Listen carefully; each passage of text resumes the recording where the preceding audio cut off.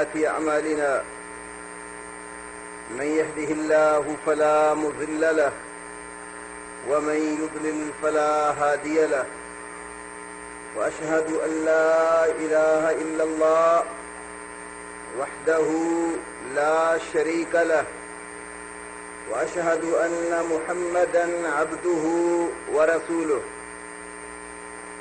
أما بعد فإن خير الحديث كتاب الله وخير الهدي هدي محمد صلى الله عليه وسلم وشر الأمور محدثاتها وكل محدثة بدعة وكل بدعة ضلالة وكل ضلالة في النار.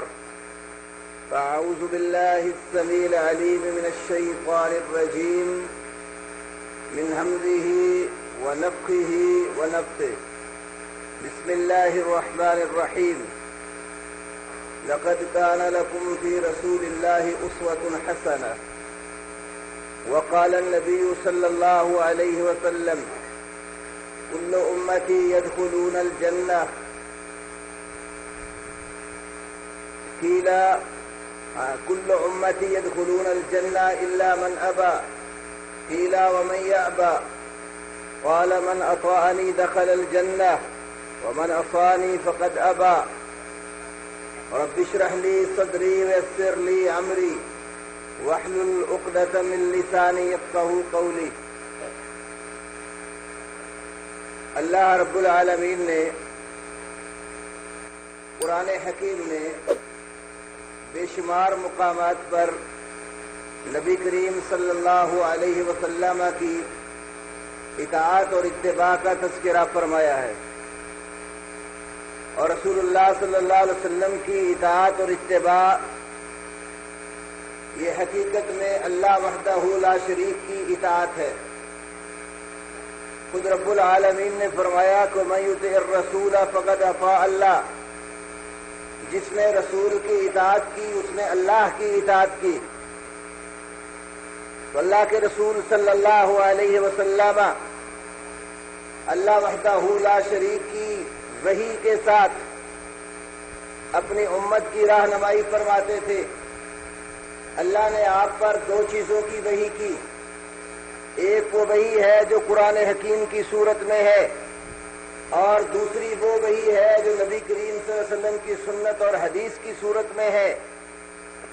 رب العالمین نے قرآن حکیم میں دوسرے پارے میں سورۃ البقرہ کے اندر طلاق کے احکام اور مسائل بیان کرتے ہوئے ارشاد فرمایا کہ وما انزل علیکم من الکتاب والحکمہ، اللہ وحدہ لا شریک نے جو تمہارے اوپر کتاب اور حکمت نازل کی ہے اس کے ساتھ وہ تمہیں نصیحت فرماتا ہے۔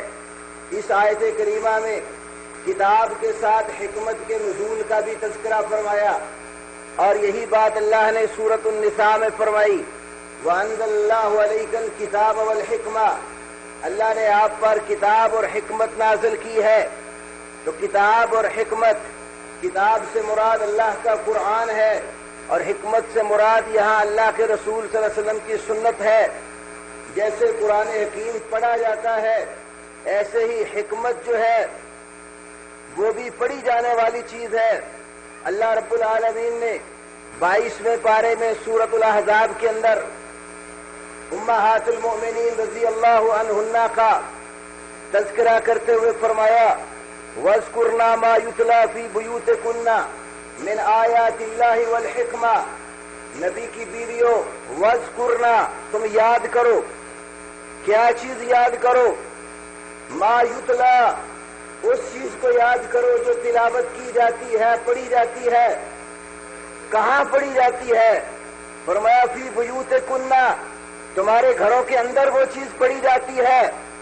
وہ کیا چیز ہے جو پڑھی جاتی تھی؟ فرمایا من آیات اللہ والحکمہ، اللہ کی آیتیں پڑھی جاتی ہیں اور اس کے ساتھ حکمت پڑھی جاتی ہے۔ اس حکمت سے مراد کسی طبیب، حکیم اور ڈاکٹر کا کوئی نسخہ نہیں ہے کہ وہ کسی مرض کی دوا جو متعین کرتا ہو اس کو حکمت یہاں نہ سمجھا جائے۔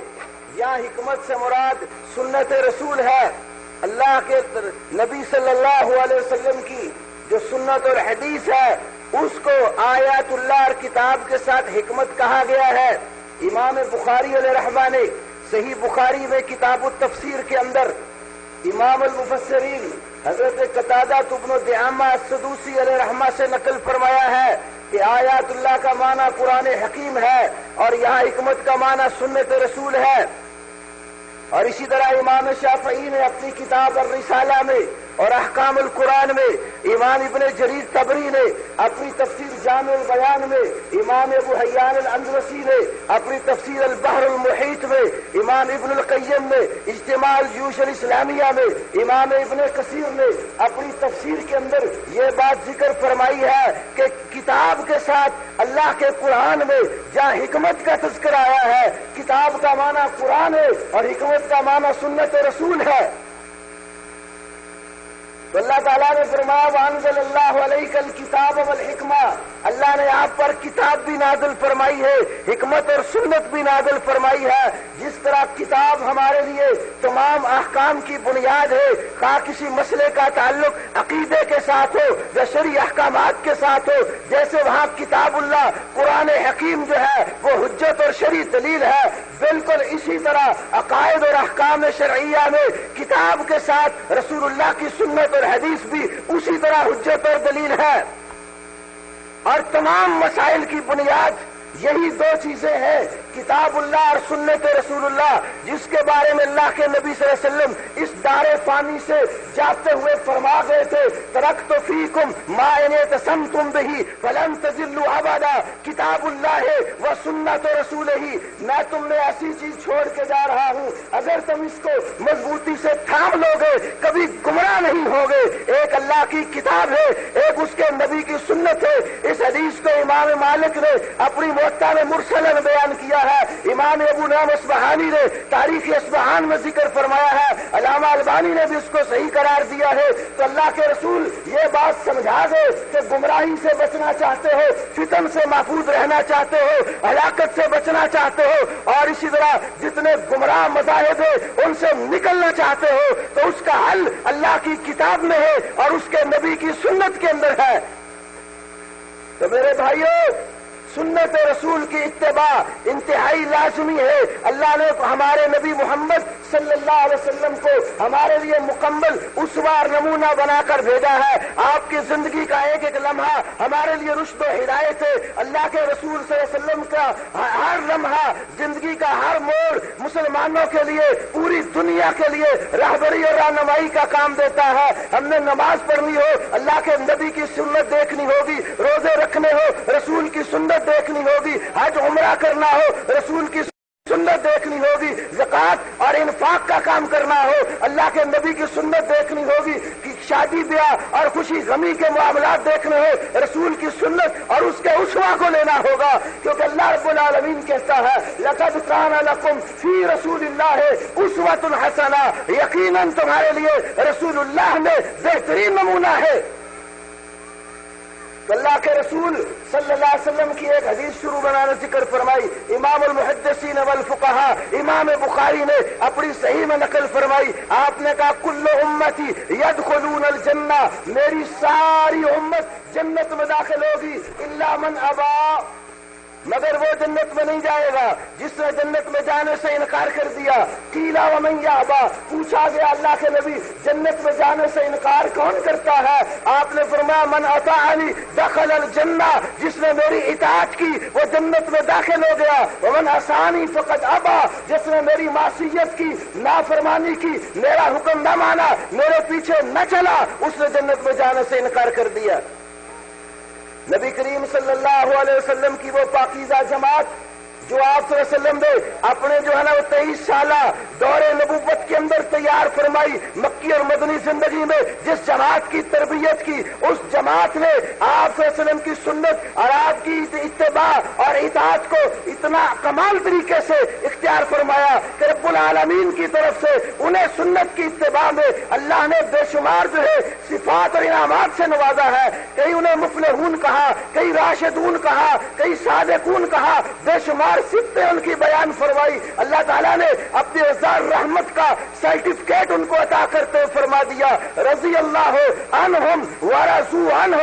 یہ میرے نبی محمد کی جماعت جو آپ کے اسوے پہ چلی، جس نے آپ کی سنت کو اپنایا، جس نے آپ کی اطاعت اور اتباع کو اختیار کیا ہے، اللہ تعالیٰ ان سے راضی ہو چکا ہے اور وہ اپنے اللہ سے راضی ہو گئے.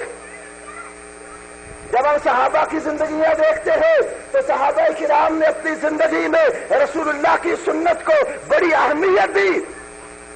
امام بخاری اپنی صحیح میں حدیث لائے، خلیفۃ المسلمین سیدنا عمر بن خطاب رضی اللہ تعالی عنہ جس وقت بیت اللہ میں داخل ہوئے اور طواف کی ابتدا کرنے لگے، حجر اسود کے سامنے آئے، حجر اسود کو مخاطب ہو کر کہا انی عالم انک حجر لا تضر ولا تنفع. میں جانتا ہوں تو ایک پتھر ہے، نہ تو نفع دے سکتا ہے نہ تو نقصان دے سکتا ہے، کیونکہ نفع اور نقصان کا مالک اللہ وحدہ لا شریک ہے. سیدنا عمر بن خطاب رضی اللہ تعالیٰ عنہ نے اس میں دنیا کو اس بات کی دعوت بھی دے دی ہے کہ تمہارا عقیدہ صحیح ہونا چاہیے، تمہارے عقیدے میں کفر اور شرک نہیں ہونا چاہیے، تمہیں اپنے نفع اور نقصان کا مالک صرف ایک اللہ کو ماننا چاہیے.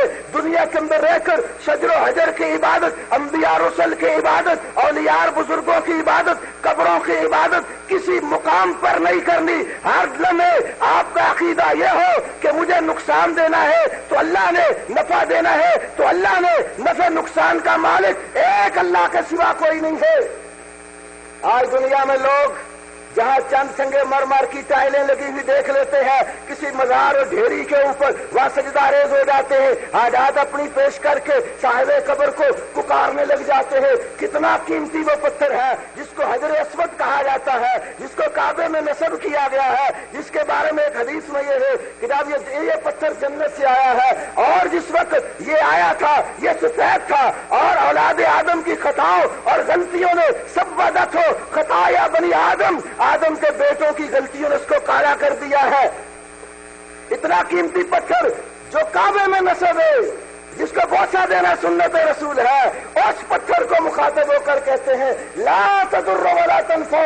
عمر بن خطاب کا عقیدہ یہ ہے تو نفع نقصان کا مالک نہیں ہے، نفع نقصان کا مالک اللہ ہے.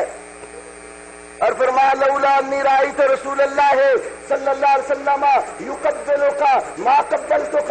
اگر میں نے اپنے نبی محمد صلی اللہ علیہ وسلم کو تیرا بوسہ لیتے ہوئے نہ دیکھا ہوتا تو میں تیرا بوسہ نہ لیتا.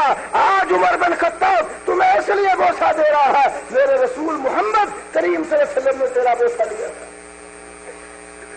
رسول اللہ صلی اللہ علیہ وسلم کے ایک اور صحابی سیدنا عبداللہ ابن مسعود رضی اللہ تعالیٰ عنہ، امام ابو داود اپنی سنن کے اندر جمعہ کے باب میں حدیث لائے. رسول کریم صلی اللہ علیہ وسلم جمعے کا خطبہ ارشاد فرما رہے، کچھ لوگ باہر دروازے کے قریب کھڑے ہیں. آپ نے دوران خطبہ آرڈر دیا لوگوں اجلسو بیٹھ جاؤ، آرڈر دیا اجلسو بیٹھ جاؤ. عبداللہ ابن مسعود رضی اللہ تعالیٰ عنہ دروازے کے پاس تھے، وہیں بیٹھ گئے. نبی کا حکم سنا، فوراً اطاعت کی بات مانی، جدھر کا ادھر ہی بیٹھ گئے. اللہ کے رسول صلی اللہ علیہ وسلم نے دیکھا میرا صحابی عبداللہ ابن مسعود پیچھے دروازے میں بیٹھا ہوا ہے. پوچھا ابن مسعود یہاں کیوں بیٹھ گئے؟ کہا اللہ کے نبی جب آپ نے حکم دیا تھا اجلسو بیٹھ جاؤ، میں ادھر تھا ادھر ہی بیٹھ گیا. صحابی رسول نے اپنے نبی کا حکم سن کر دوسرا قدم آگے اٹھا کر رکھنا بھی گوارا نہیں کیا کہ نبی کے حکم کی فوراً اطاعت کی، تعمیل کی اپنے پیغمبر کے حکم کی. امام نسائی اپنی سنن میں، ابو داؤد بھی اپنی سنن میں، احمد ابن حنبل اپنی مسند میں حدیث لائے. رسول اللہ صلی اللہ علیہ وسلم کے داماد اور مسلمانوں کے چوتھے خلیفہ سیدنا علی رضی اللہ تعالیٰ عنہ نے، علی بن ربیعہ ان کے شاگرد حدیث بیان کرتے ایک دن سفر کے لیے نکلنا تھا. حضرت علی کے پاس سواری والا جانور لایا گیا.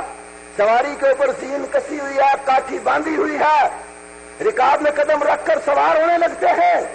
رکاب پہ قدم رکھا تو کہا بسم اللہ، میں اللہ کے نام کے ساتھ سوار ہوتا ہوں۔ اس سواری کی پشت کے اوپر جب بیٹھ گئے کہا الحمدللہ، شکر ہے اس اللہ کا جس نے یہ سواری عطا کی۔ پھر یہ قرآن کی آیت جو دعا پڑھی جاتی ہے وہ پڑھی، سبحان الذی سخر لنا ھذا وما كنا له مقرنین وانا الی ربنا لمنقلبون۔ تسبیح اور پاکیزگی اس اللہ کی ہے جس نے یہ سواری ہمارے تابع کر دی۔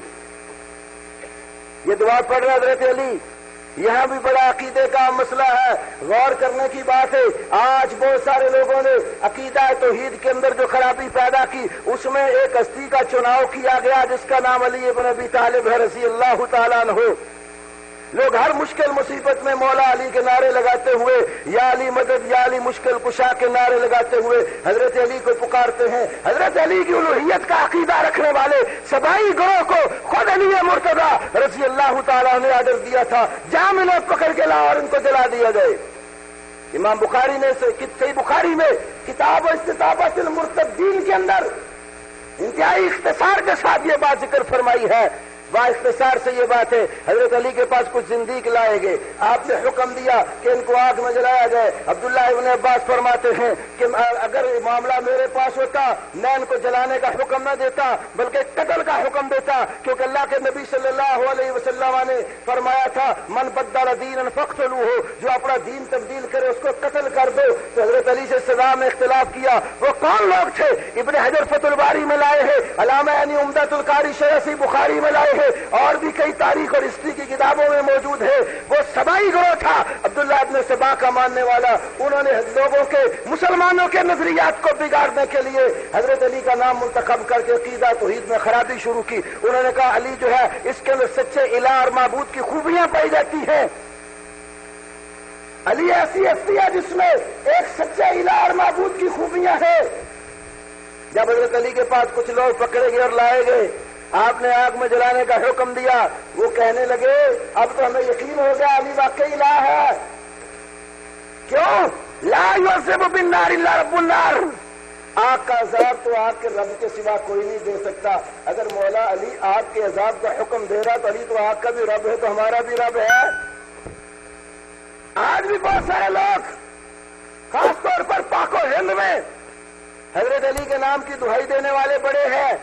ہمارے عام جو ٹریفک چلتی ہے اس کی سکرین کے اوپر ناد علی کا نعرہ لکھا ہوتا ہے، ناد علی المظہر العجائب تجد عون لک فی المصائب کل ہم و غم سینجلی بنبوتک یا محمد و بولایتک یا علی یا علی یا علی۔ وہ کہتا مصیبت پریشانی دکھ آ جائے تو مشکل کشائی اور حاجت روائی کے لیے علی کے نام کی دہائی دو۔ دیکھو علی کا عقیدہ کیا ہے۔ اس زمانے میں سواریاں کیا تھی؟ گھوڑے، گدھے، خچر۔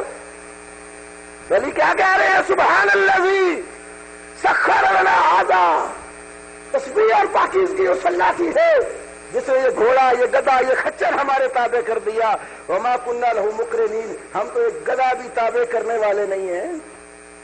علی کہتے ہیں ہم تو ایک گدھا بھی جگڑنے والے نہیں ہیں۔ یہ جگڑنے والا تو اللہ ہے۔ جو علی ایک گدھا جگڑنے کی ہمت نہیں رکھتے ان کو تسخیر کائنات جو ہے کا مالک سمجھا ہوا ہے۔ حضرت علی نے یہ دعا پڑھی، اس کے بعد 3 بار الحمدللہ، 3 بار اللہ اکبر کہا، پھر کیا کہا؟ سبحانک انی ظلمت نفسی فاغفر لی فانہ لا یغفر الذنوب الا انت۔ یا اللہ تسبیح پاکیزگی تیری ہے، میں نے اپنی جان پر ظلم کیا ہے، قصوروار میں ہوں، تو میری خطا معاف کر دے۔ تیرے سوا خطاؤں کو معاف کرنے والا، گناہوں کو بخشنے والا کوئی نہیں ہے۔ یہ دعا پڑھی تو علی مرتضیٰ مسکرا پڑے۔ پوچھنے والے نے پوچھا علی یہ تو بتاؤ کہ سواری پہ بیٹھ کے یہ ساری دعا پڑھی، میں نے دیکھا تم آخر میں مسکرا پڑے، علی تمہارے مسکرانے کا سبب کیا ہے؟ کہا میں نے اپنے نبی محمد صلی اللہ علیہ وسلم کو دیکھا، ان کے پاس سواری لائی گئی، آپ نے بھی رکاب میں قدم رکھ کر بسم اللہ پڑھا، اوپر بیٹھ کر ساری دعا پڑھی، تو علی نے دیکھا ساری دعا پڑھنے کے بعد میرے نبی محمد مسکرا پڑے تھے۔ علی اس لیے مسکرایا ہے کہ علی نے اپنے نبی محمد کا مسکراتے ہوئے دیکھا ہے۔ سید بدرالدین شاہ صاحب راشدی رحمہ اللہ سے کسی نے پوچھا، شاہ صاحب یہ مسئلہ بتاؤ، نبی کریم صلی اللہ علیہ وسلم سواری پر بیٹھ کر دعا پڑھ کے بطور عادت مسکرائے تھے یا بطور عبادت مسکرائے تھے؟ مسکرانا یہاں پر رسول اللہ کی ایک عادت بنی یا کہ عبادت کے طور پر؟ شاہ صاحب نے کمال جواب دیا، فرمانے لگے اللہ کے بندو، مسلمانوں عبادت تو رسول کی بتائی اپنانی ہے، ایک مسلمان کو عادات بھی اپنانی چاہیے تو اپنے نبی محمد کی عادات اپنائے کہ رسول کی عادات سے بہتر کسی کی عادات بھی نہیں ہے۔ تو صحابہ کرام نے اللہ کے رسول صلی اللہ علیہ وسلم کے اسوہ کو، آپ کی سنت کو، آپ کی سیرت اور طریقہ کار کو اپنایا ہے، اور آج ہمارے لیے بھی فوز و فلاح کا راستہ، رشد و ہدایت کا طریقہ، کامیابی و کامرانی کا جو ہے وہ راستہ اور اسٹریٹ لائن، سیدھا راستہ، زیادہ مستقیم اگر کوئی ہے تو وہ قرآن اور حدیث میں ہے، وہ اللہ کے نبی کی سنت کے اندر ہے، آپ کی سیرت میں ہے، آپ کے اسوہ میں ہے، آپ کے کردار میں ہے، آپ کے کریکٹر میں ہے۔ رسول کا کردار اور کریکٹر، رسول کا اسوہ نمونہ، رسول کا اٹھنا بیٹھنا جاگنا سونا، رسول کا آنا جانا، رسول کی شادی خوشی غمی، سارے کے سارے معاملات مسلمان کے لیے ایک رشد و ہدایت کی کھلی کتاب ہے۔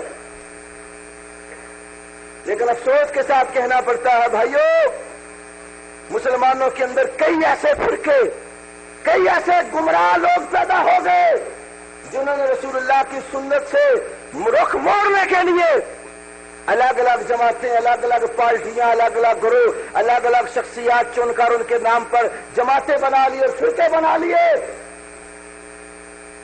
اور فرقوں کے چناؤ کے لیے بڑی بڑی ہستیوں کا انتخاب ہوا، حالانکہ ان بڑی ہستیوں نے بھی یہ درس نہیں دیا۔ نہ امام مالک نے گروہ بندی کا درس دیا، نہ امام ابو حنیفہ نے، نہ امام شافعی نے، نہ امام احمد ابن حنبل نے، نہ دیگر اماموں نے، کسی بھی امام نے رسول کی حدیث سے رخ موڑ کر اپنی آراء، اپنے اقوال اور لوگوں کی باتوں کے پیچھے چلنے کا حکم نہیں دیا۔ وہ بھی اللہ اور اس کے رسول کی دعوت دیتے تھے۔ ایک دو مثال عرض کر کے بات آگے چلاتا ہوں کیونکہ وقت تھوڑا ہے۔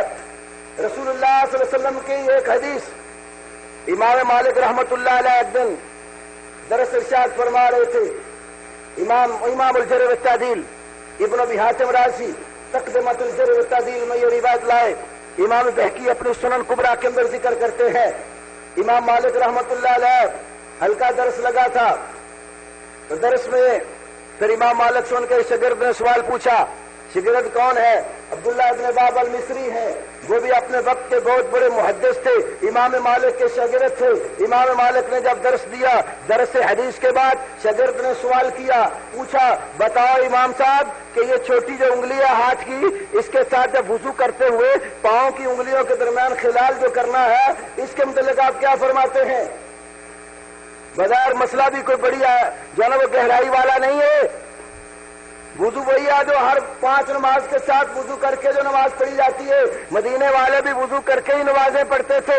امام مالک سے مسئلہ پوچھا کہ چھوٹی انگلی کے ساتھ جو پاؤں کی انگلیوں میں خلال کرنے کے بارے میں آپ کیا کہتے ہیں؟ امام مالک رحمت اللہ علیہ فرماتے ہیں، یہ مدینے والے جو لوگ ہیں یا ان لوگوں میں تو ایسا کوئی عمل موجود نہیں ہے۔ جب لوگ کم ہو گئے، مجمع تھوڑا رہ گیا، اپنے استاد کا ادب و احترام کرتے ہوئے امام عبداللہ بن وہب المصری نے کہا امام مالک سے، عندنا فی ذالک سنت، امام صاحب ہمارے پاس اس مسئلے میں ایک سنت موجود ہے۔ کون بتا رہا ہے؟ شاگرد۔ کس کو؟ استاد کو۔ استاد بھی بڑی عظمت اور شان والا ہے، امام مالک ابن انس علیہ رحمہ۔ امام مالک کو کہتے ہیں کہ عندنا فی ذالک سنت۔ یہاں سے معلوم ہوتا ہے بسا اوقات کچھ مسائل ایسے بھی ہوتے ہیں جو شاگردوں کے پاس ہوتے ہیں، جو چھوٹے لوگوں کے پاس ہوتے ہیں، اور بڑے لوگوں کو ان کا علم نہیں ہوتا۔ کئی لوگ جب ایسی کوئی حدیث آ جائے جو ان کے اپنے امام کے قول کے خلاف ہو، مذہب کے خلاف ہو، فرقے جماعت کے خلاف ہو، تو کہتے تم آج یہ حدیث لے آئے ہو، میرے امام کو اس حدیث کا پتہ نہیں تھا۔ مالک مدینہ میں امام تھے، بہت بڑے محدث تھے، اور شاگرد کہہ رہے ہیں عندنا فی ذالک سنت، ہمارے پاس اس مسئلے میں ایک سنت موجود ہے۔ امام مالک کہتے ہیں بتاؤ کیا سنت ہے؟ عبداللہ بن باب المصری کہتے ہیں ہمیں حدیث امام لیث ابن سعد نے بیان کی، عبداللہ ابن لہیہ نے بیان کی، حریث نے بیان کی اور کچھ دوسرے لوگوں نے باسند حدیث بیان کی۔ شداد بن الحاد رضی اللہ تعالیٰ عنہ کہتے ہیں کہ میں نے اللہ کے نبی صلی اللہ علیہ وسلم کو دیکھا، آپ نے جب وضو کیا تو چھوٹی انگلی کے ساتھ آپ نے اپنے پاؤں کی انگلیوں کا خلال کیا۔ اب یہ حدیث جس صحابی نے بیان کی وہ مصر کے علاقے میں گئے تھے، اہل مصر کے پاس یہ حدیث تھی، مدینے والوں کو اس حدیث کا پتہ نہیں تھا، اس لیے امام مالک نے کہا یا تو اہل مدینہ میں اس پر عمل نہیں ہے یا تو یہ مسئلہ ہی نہیں ہے۔ شاگرد نے جب حدیث بیان کی تو امام مالک نے ان کی زبان سے حدیث سنتے ہوئے فرمایا ان ھذا الحدیث حسن، یقیناً یہ حدیث تو صحیح ہے۔ اس وقت یہ حسن کی جو عام معروف اصطلاحی تعریف ہے یہ نہیں تھی، بے اعتبار لغہ حسن صحیح جید درست عمدہ اور درست ہے، بالکل ثابت ہے۔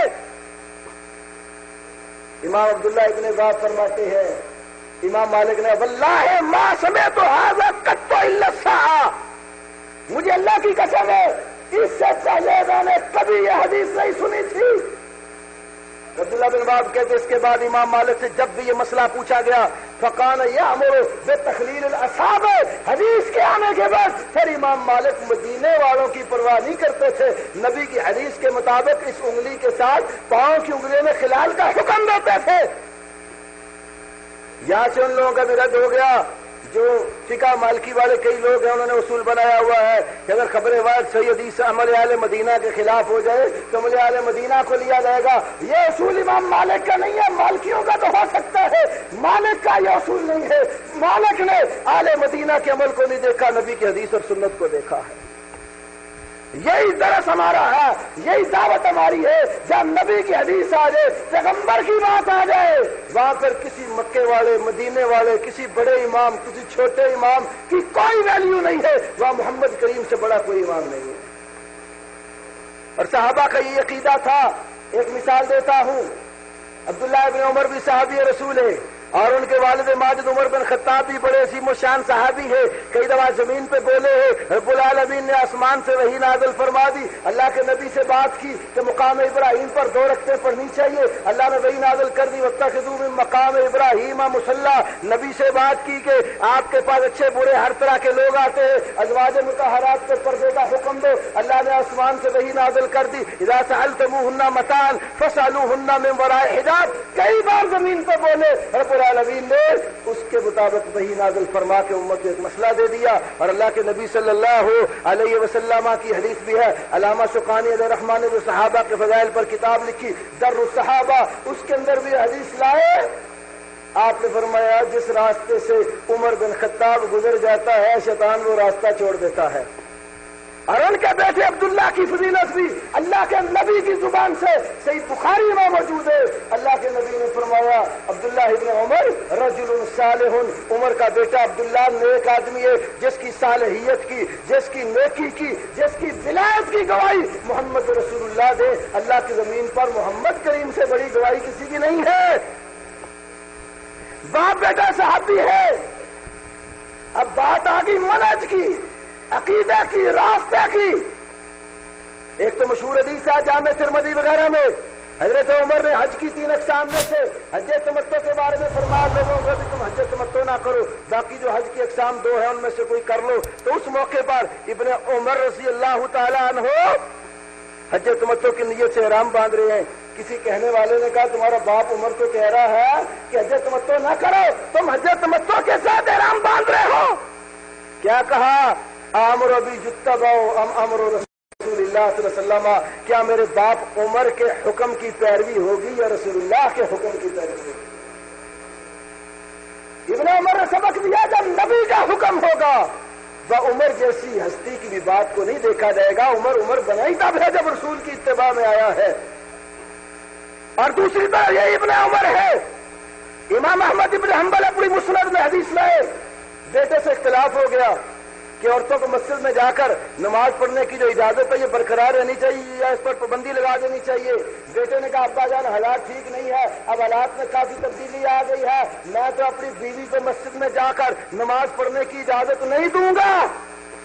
کیا کہا؟ کہنے لگے اللہ کے نبی نے فرمایا لا تمنعوا اماء اللہ مساجد، اللہ کی بندیوں کو مسجدوں میں جانے سے نہ روکو. کہنے ابا جان بارہ حالات اجازت نہیں دیتے، میں نہیں جانے دوں گا. فرمایا اقول لکا قال رسول اللہ صلی اللہ علیہ وسلم وتقول انا، میں تمہیں کہہ رہا ہوں اللہ کے نبی نے کہا ہے اور تو کہتے میں نہیں جانے دوں گا. میرے نبی کی حدیث اور بات کے ہوتے ہوئے تیری جرت کیا ہے تو کہے میں نہیں جانے دوں گا. امام احمد نے اپنی مسند میں نقل فرمایا بیٹے سے ناراض ہو گئے، مرتے دم تک بیٹے سے صرف اس وجہ سے بات نہیں کی کہ میں اس کو کہہ رہا ہوں اللہ کے نبی نے کہا اور یہ کہتے میں نہیں جانے دوں گا. صحابی نے یہ ہمیں سبق دیا ہے جب نبی کی حدیث اور سنت آ جائے گی اس کے ہوتے ہوئے نہ باپ کو دیکھا جائے گا نہ اولاد کو دیکھا جائے گا، وہاں صاحب وحی محمد رسول اللہ صلی اللہ علیہ وسلم کو دیکھا جائے گا. تو آج اہل الحدیث اہل سنہ کے سوا جتنے بھی گروہ دنیا میں موجود ہے کسی نہ کسی رنگ میں رسول کی سنت اور حدیث سے منہ پھیرنے کی طرف لگے ہوئے ہیں. جب رسول کی کوئی ایسی حدیث آ جائے جو ان کے نقطہ نظر کے خلاف ہوتی ہے وہ کہہ دیتے ٹھیک ہے حدیث تو یہ ہے لیکن میں نے تو فلاں امام کی تقلید کی، میں تو اس کا مقلد ہوں. وہ تقلید کو سنت رسول کے اندر ماننے میں رکاوٹ بنائے بیٹھا ہے. اور اس کی بڑی مثالیں ہیں. اگر حدیث مذہب کے خلاف آ جائے یا تو اس کو رد کرنے کی کوشش کرے گا کہ انکار ہی کر دے، انکار نہ کر سکے تعویل کرنے کی کوشش کرے گا، خواہ وہ تعویل کتنی ہی بعید کیوں نہ ہو، حدیث کا جواب دینے کی کوشش کرے گا، ماننے کی طرف نہیں آئے گا. آئیے میں آپ کو ایک دو مثالیں دیتا ہوں. اہل حدیث اہل سنہ کے ہاں یہ جو نماز وتر ہے، نماز وتر 1 3 5 7 9 یہ ساری تعداد حدیثوں میں موجود ہے. آپ پڑھنا چاہیں تو پڑھ سکتے ہیں. جس وقت میں اہل الحدیث ہوا تھا مشکات شریف پڑھتے ہوئے ہمارے ہاں یہ حدیث آ گئی، استاد حدیث پڑھا رہے. ابو داؤد کی حدیث ہے کتاب الوتر میں اللہ کے رسول نے فرمایا من احب ان یوتر بخمس فلیفعل ومن احب ان یوتر بثلاث فلیفعل ومن احب ان یوتر برکعۃ واحدۃ فلیفعل. جو 5 رکعت وتر پڑھنا پسند کرے وہ 5 پڑھ لے، جو 3 پڑھنا پسند کرے وہ 3 پڑھ لے، جو 1 پڑھنا پسند کرے وہ 1 پڑھ لے. وہ ایک شاگرد نے سوال کر دیا استاد جی پہلے حدیث تو ٹھیک کہتے ہیں وتر 1 بھی ہے 5 بھی ہے 7 بھی ہے. تو وہ کہنے کہ نہیں بات یہ ہے کہ مولانا چراغ الدین صاحب اس حدیث کا ترجمہ یوں فرماتے تھے کہ جو 5 وتر بنانا چاہے وہ 5 بنا لے. کہتے مطلب یہ 2 رکعت الگ پڑے اور پھر 3 علیحدہ پڑھ لے، کل 5 ہو جائیں گے. اس نے کہا پھر 1 کا کیا بنائے؟ کہ بس استاد جی یوں ہی فرماتے تھے اب اگلی حدیث پڑھو. تو وہاں تو یہ طریقہ ہے. مولانا انور شاہ کشمیری نے اپنی کتاب فیض الباری میں بھی لکھا ہے. اسی طرح جو ان کی ترمذی پر املائی تقریر ہے العرف الشذی اس کے اندر بھی موجود ہے. ان کے شاگرد جو ہے معارف السنن والے مولانا یوسف بن نوری نے بھی معارف السنن کی 4تھی جلد میں لکھا ہے. مفتی تقی عثمانی صاحب نے بھی درس ترمذی کے اندر نقل کیا ہے. انور شاہ کشمیری صاحب کہتے ہیں ایک حدیث ہے جو بالکل صحیح اور قوی سند کے ساتھ مروی ہے کہ رسول اللہ صلی اللہ علیہ وسلم 3 وتر اس طرح پڑھتے تھے کہ کان یتکلم بین الرکعتین والرکعہ، آپ 2 رکعتوں میں اور 1 رکعت کے درمیان کلام بھی فرما لیتے تھے. بڑا واضح تھا مطلب ہے 2 الگ پڑھتے اور 1 الگ پڑھتے. اب کہتے ہیں مجھے تعجب ہے آج تک کسی شافعی عالم نے اس حدیث کو اپنے لیے بطور دلیل کے پیش نہیں کیا کیونکہ اس میں 2 پڑھ کر گفتگو کرنے کا ذکر ہے، پھر 1 علیحدہ پڑھنے کا ذکر ہے. اور کہتے ہیں یہ بھی تعجب ہے آج تک کسی حنفی عالم نے اس حدیث کا جواب بھی نہیں دیا. کہتے لقد تفکرت نحو 14 سنۃ، میں نے 14 سال سوچا اس حدیث کا جواب کیا ہو سکتا. 14 سال سوچتا رہا کہ حدیث کا جواب کیا ہو سکتا ہے، ماننے کی طرف نہیں آیا. سوچتا ہی رہا میں اس حدیث کا جواب کیا دوں کیونکہ حدیث مذہب کے خلاف آ گئی ہے. تو پھر کہتا 14 سال بعد مجھے جواب سمجھ آیا. وہ جواب بھی سمجھ آیا، بڑا نرالا اور عجیب قسم کا ہے.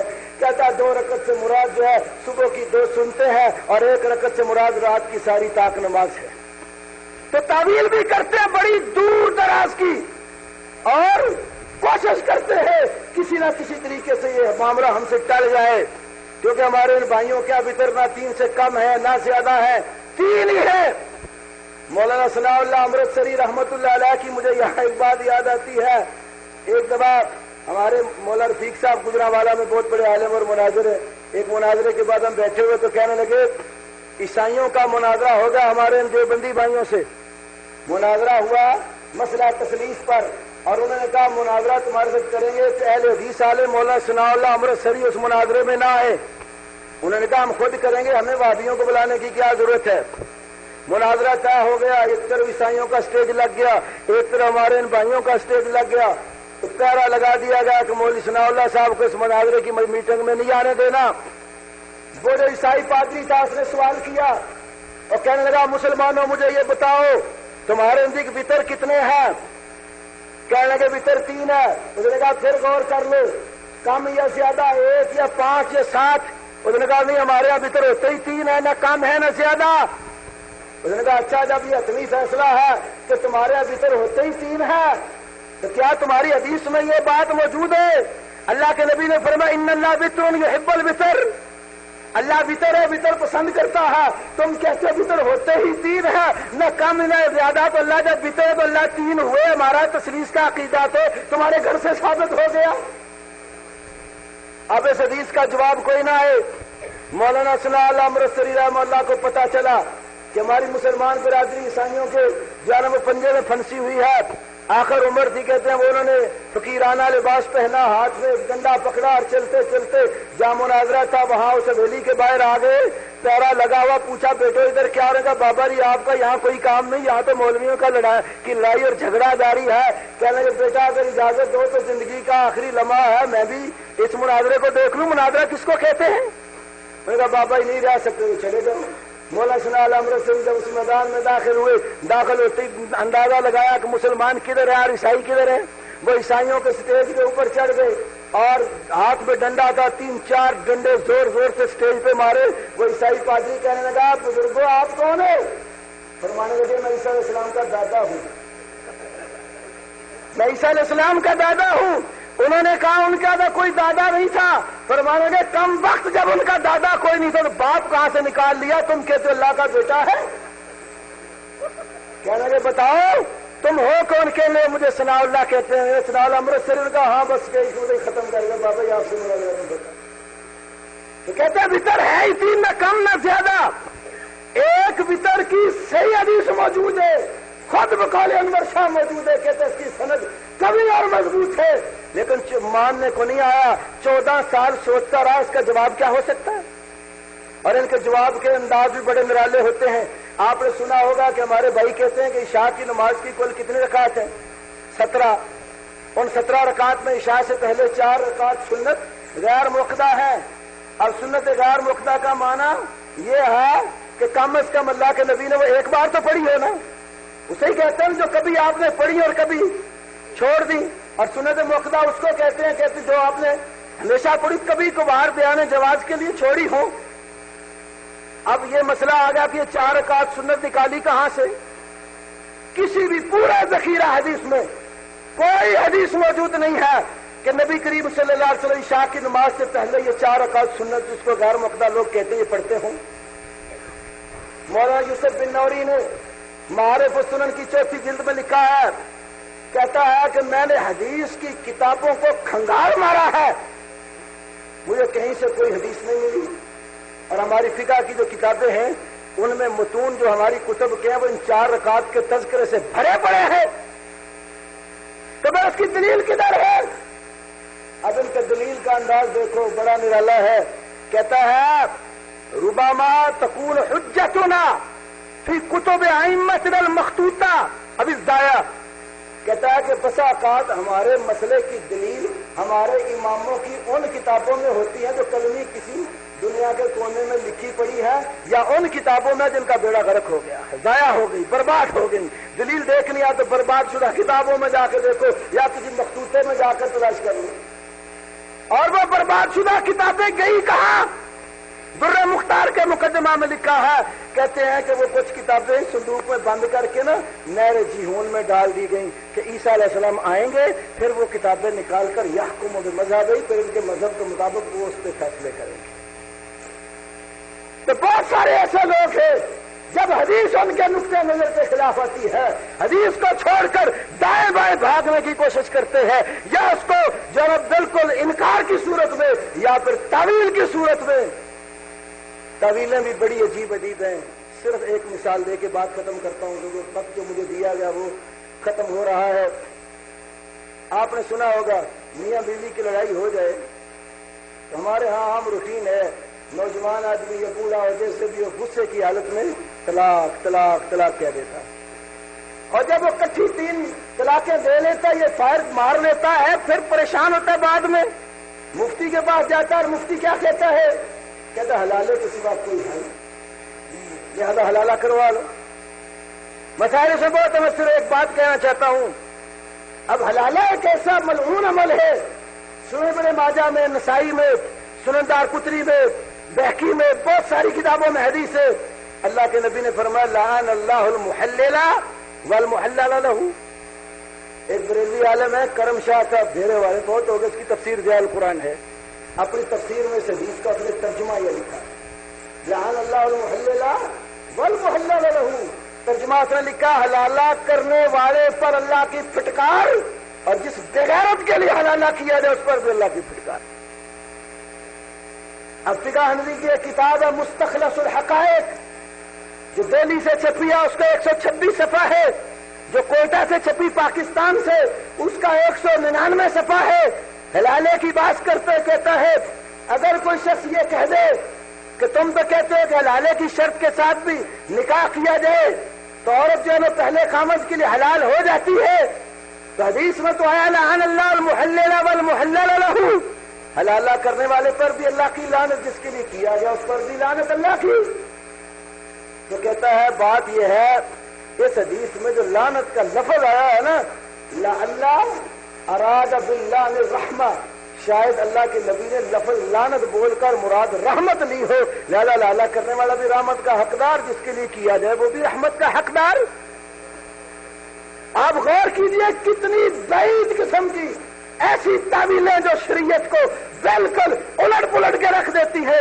نبی کریم صلی اللہ علیہ وسلم کا اگر یہ مقصد تھا کہ دونوں عمل کرنے سے رحمت کے حقدار بن گئے تو لانا کہنے کا مطلب کیا؟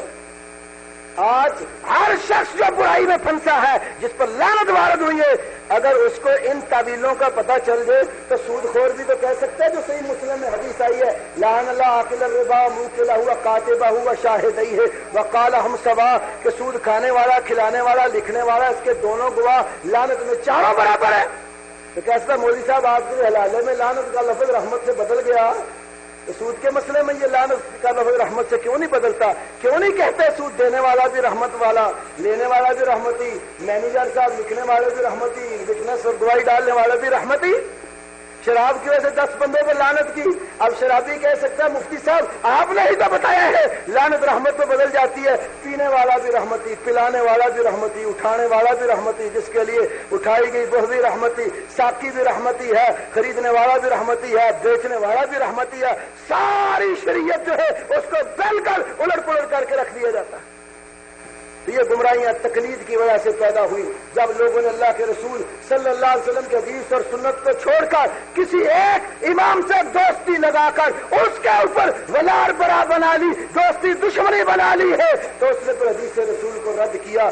اسی لیے الکنز المدفون فی الفلک المشحون میں لکھا ہے، بعض نے اس کتاب کو علامہ سیوطی کی طرف منسوب کیا، بعض نے اس کو علامہ ابن یونس مصری کی طرف منسوب کیا۔ اس کتاب کے اندر 149 صفحے لکھا والذی یجب ان یقال کل من انتسب الى امام غیر رسول اللہ صلی اللہ علیہ وسلم فیعالی علی ذلک ویعادی علیہ فهو مبتدع خارج عن السنہ والجماعہ سواء فی الاصول او الفروع۔ ہر وہ بندہ جس نے اپنے رسول کو چھوڑ کر کسی اور کے ساتھ نسبت قائم کر لی، اسی پر دوستی دشمنی کا معیار بنا لیا، وہ بدعتی ہے، اہل سنت والجماعت سے خارج ہے، خواہ نسبت اس کی عقیدے میں ہو، خواہ اس کی فروعات فقہیہ میں ہو۔ اللہ مالک الملک ہمیں رسول کریم صلی اللہ علیہ وسلم کی سنت کی محبت نصیب فرمائے، اس کا اتباع نصیب فرمائے، ہر طرح کی گمراہیاں جو سنت رسول کے متضاد معاشرے میں پیدا ہو چکی ان سے محفوظ فرمائے۔ باقی انشاءاللہ اللہ نے کوئی اور موقع دیا تو تفصیل عرض کریں گے۔ وآخر دعوانا الحمدللہ رب العالمین۔